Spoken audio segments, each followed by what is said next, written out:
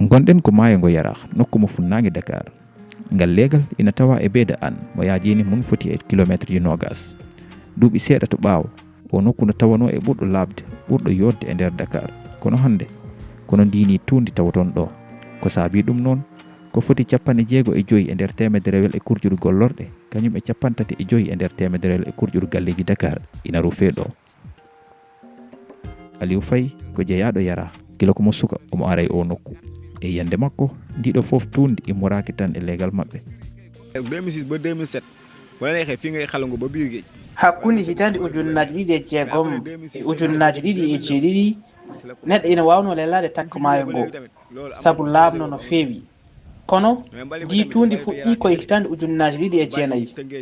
kadi wona kurjuru Yara tan woni ɗo aɗa tawa ɗo kadi kurjuru immoriɗo gila e Bargny Tengueji ha Mbaw e Thiaroye laamu ngu ina foti wadde peeje ngam hadde tuundi ndi arde ɗo. won hen sukaɓe Yara kadi ɓe beltaki no gonal maayo maɓɓe ngo windori hande eɓe mbaɗa e rango maɓɓe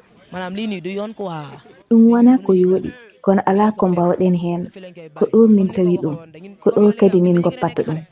nde min gonno sukaɓe ko ɗo min dirlotono kono joni ɗo no tonwiri ni mi suusa hay nadde hen ko gonga Afrique wona jinde hande so tawi ko gonga tan Sénégal ina foti tawede e leyɗe ɓurɗe labde e nder windere nde ko minen e jinnaɓe amen golloɓe ɗo poti wallodirde kala garɗo werlade ɗo kurjur min kaɗa ɗum nit ñi ñooy bàyyi sànni mbalit mi ci géej gi yimɓe ina poti woppude rufde ñooge mumen e dow maayo ngo eɗen poti wadde feere ha ɗum wayla sabu so tawi ɗo laaɓi ko enen hoɗɓe ɗo tinata ɗum parce que ñun ñoo fi dëkk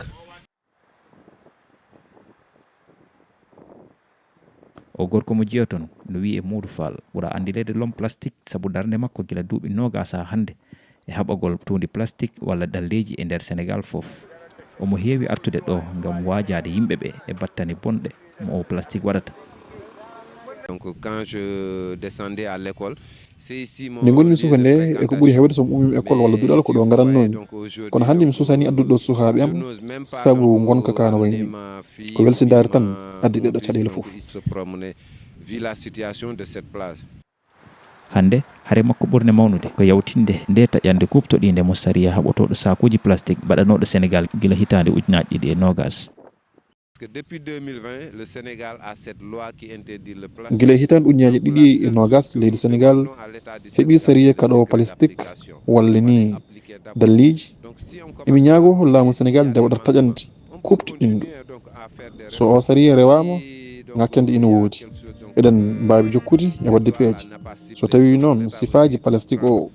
ɗi oɗo sariya ƴettano e ko fati mum laamu ngu ina wawi yajjinde mo pour certains types de plastique qui n'ont pas intégré sur la loi.